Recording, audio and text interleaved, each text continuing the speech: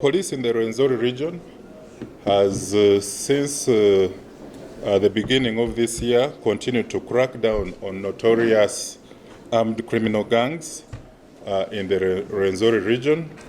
I would like to inform you that last week they managed to arrest one of the wanted notorious criminals called Saturday Barasa Peter, who had participated or masterminded a string of aggravated robberies in Ntoroko and Ntoroko district and the surrounding areas.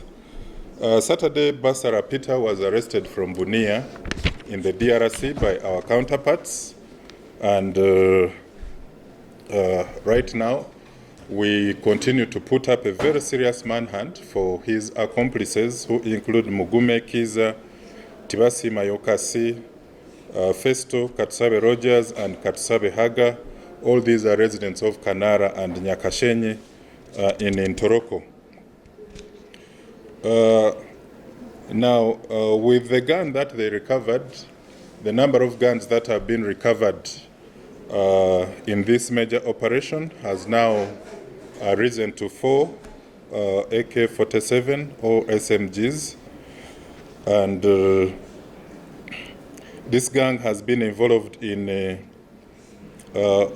about 11 robberies, beginning with the robbery of a gentleman called Muhindi Lucia of Karugutu, whom they robbed 1.5 million. They robbed Kahuma Charles of Kanara 24 million. They robbed Jonathan Chitochim of Nyakasenyi 2.7 million.